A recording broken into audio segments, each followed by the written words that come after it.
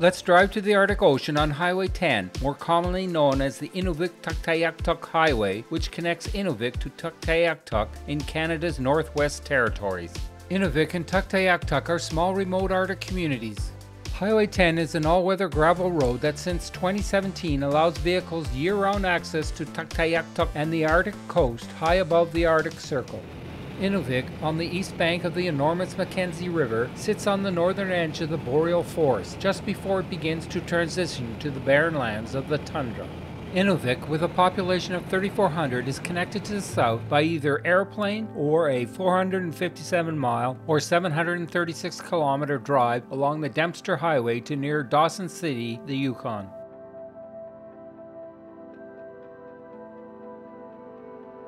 The Mackenzie River is important to Inuvik, since when it's ice-free, southern supplies are moved north to Arctic communities via a commercial barge service from Hay River on Great Slave Lake. As well, many locals own motorboats, which are used to access family hunting and fishing camps along the river.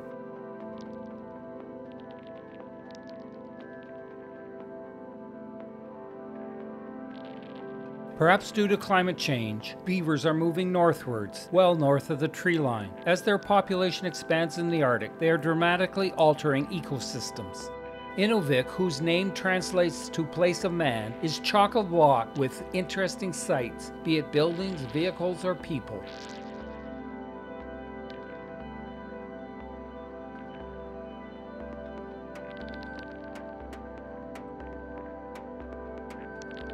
The most well-known building in Inuvik is the Igloo Church that was built in 1960 by a team of volunteers led by a Catholic missionary. The building was designed to imitate the Inuvialuit igloos or snow houses of old. Wood for the church was floated down the Mackenzie River from Fort Smith, some 1,250 miles or 2,000 kilometers away.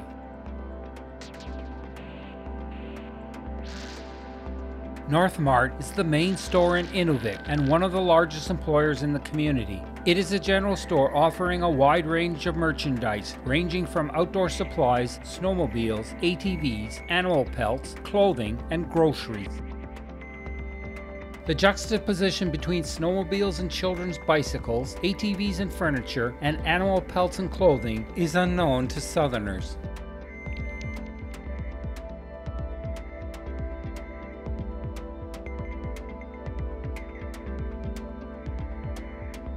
The bare grocery shelves illustrate the reliance on food from the south. Long gone are the days of living off the land.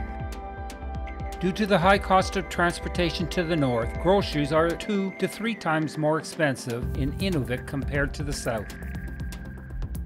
The Ingamo Hall, built in 1977, is the largest log building north of the Arctic Circle. It was built in 1977 when 850 logs were rafted down the Mackenzie River from Fort Simpson.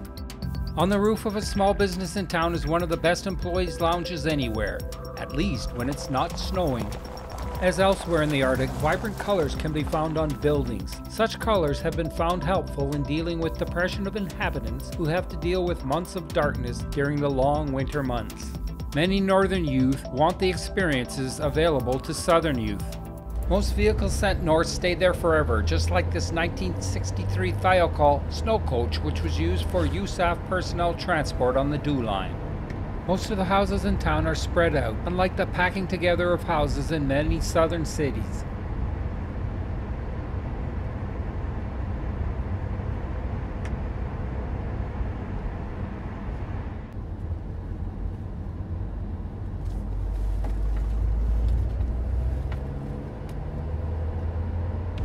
Heading out of Inuvik, it was time to drive north, well above the tree line, for 88 miles or 142 kilometers to the end of Highway 10 on the Arctic Ocean at Tuktoyaktuk. With the speed limit of 45 miles per hour or 70 kilometers per hour, it would take about 2 hours to reach Tuktoyaktuk. However, there is much to see along the way, so 3 to 4 hours is a more realistic estimate of the time required. The Inuvik Tuktoyaktuk Highway features a number of interesting sights along the way, starting with a beautiful view of the distant Richardson Mountains across the Mackenzie River. As we neared the tree line, the number of conifers and their size rapidly decreased until there were none, and we entered out onto the vastness of the barren land tundra. While there were few vehicles on the road, we passed by a couple of people in campers who were making multi-day trips along the Dempster and Inuvik Tuktoyaktuk highways. The gravel road is well maintained by graders, smoothing out the surface. The highway is a paradise for birders wanting to view Arctic waterfowl, as there are many lakes along the highways that host a wide variety of waterfowl. The no caribou hunting and anti-poacher signs along the road send a mixed message, as there are also hunt camps and caribou carcasses located just off the road.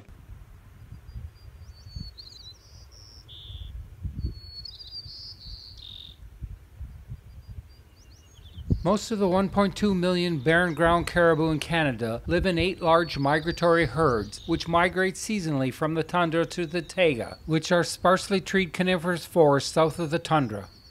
The main source of food for caribou is lichen, but they also feed on sedges, grasses, along with twigs and mushrooms.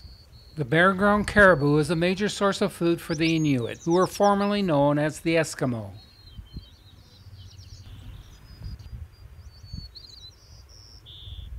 It was impressive to see the aerial arrival of a trio of sandhill cranes. Sandhill cranes have a large wingspan of up to 7.5 feet or 2.3 meters.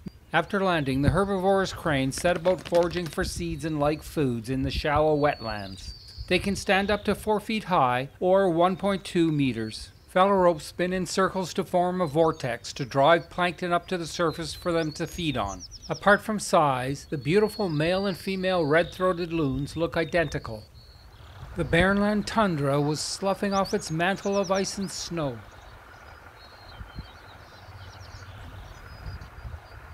The tundra hosts a large number of snowmobiles and sleds that are parked at the end of the winter months until the summer is over and the snow blankets the tundra again. These snow machines are used by the Inuit for hunting during the winter months. Occasionally, an RV registered in Europe is shipped over to North America, and its owners make an extended tour around the continent. The concern when passing another vehicle was that a piece of gravel might be thrown up and break the windshield. A master of camouflage, the willow ptarmigan is snowy white in winter and a mixture of red and browns in summer. This non-migratory bird lives year-round in the Arctic areas where most bird species cannot survive the brutally cold winters.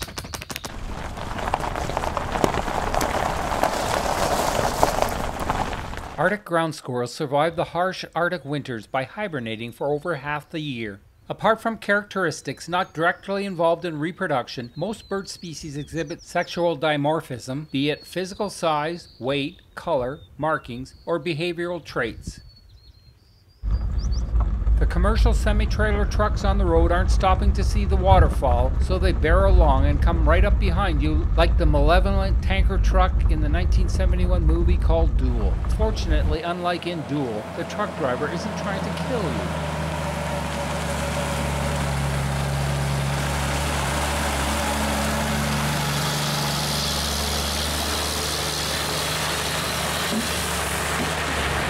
The wisest course of action was to pull over and let the tanker truck pass by safely.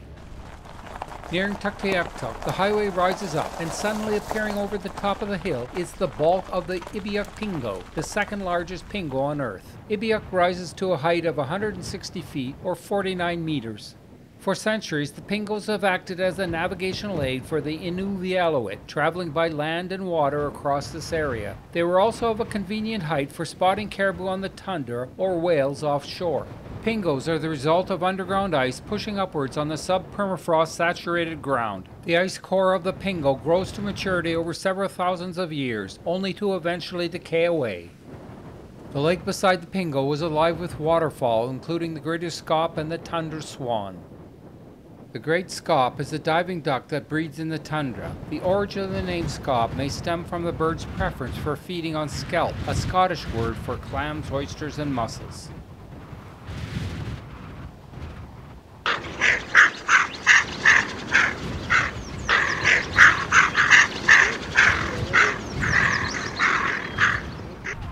The The tundra swan is a small variant of the swans found in the northern hemisphere. This migratory swan breeds in the tundra of the Arctic.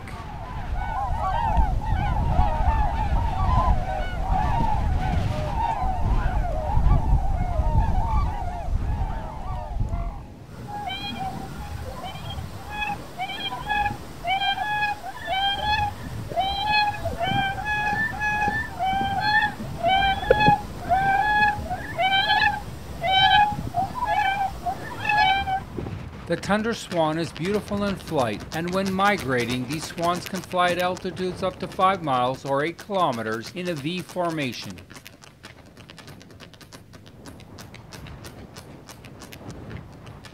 The main cause of premature adult tundra swan mortality is hunting by humans, as the shotgun shells on the ground near the lake illustrated.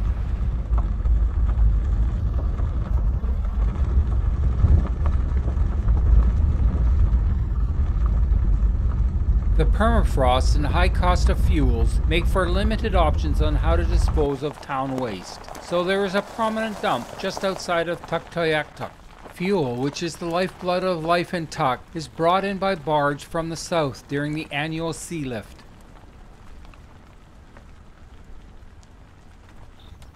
Finally, we arrived at Tuktoyaktuk, whose name means place resembling a caribou. It is a small town of some 900 people situated on the shores of the Beaufort Sea, which is part of the Arctic Ocean. I think the very best thing we can do is to... Okay, that sounds great.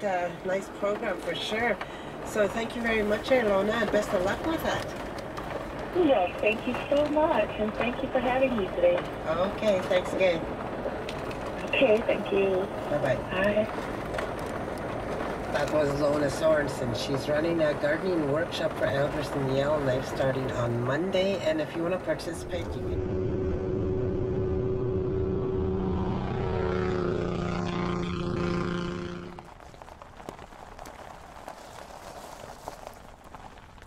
As Tuk has no sewage system, sewage is hauled away from domestic sewage tanks by honey wagons that empty into a sewage lagoon located near the Inuvik Pingo.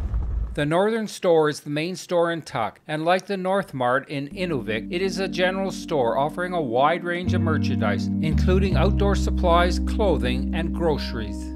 Again, due to the cost of transport, groceries are 2 to 3 times more expensive in Tuk compared to the south. The empty grocery shelves were awaiting food resupply from the south. Past are the days of living off the land. The flyer in the Northern Store for the traditional events of the Indigenous Peoples Day listed some interesting events, including bannock making. Electricity and modern freezers have eliminated the need for the underground community freezer that was built deep into the permafrost. The Roman Catholic Church has a strong presence in the Arctic due to its long-standing missionary work. Our Lady of Lourdes was a mission ship of the Roman Catholic Oblate Fathers that would take mission supplies out in the spring and bring Inuit children in the fall to a residential school in Aklavik near Inuvik. Residents of Tuk rest in peace overlooking the Arctic Ocean.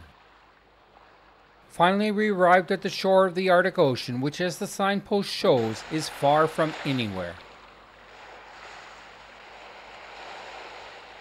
The Arctic Ocean shores are lined with driftwood that was carried northward from the taiga over the years by the great Arctic rivers such as the Mackenzie River.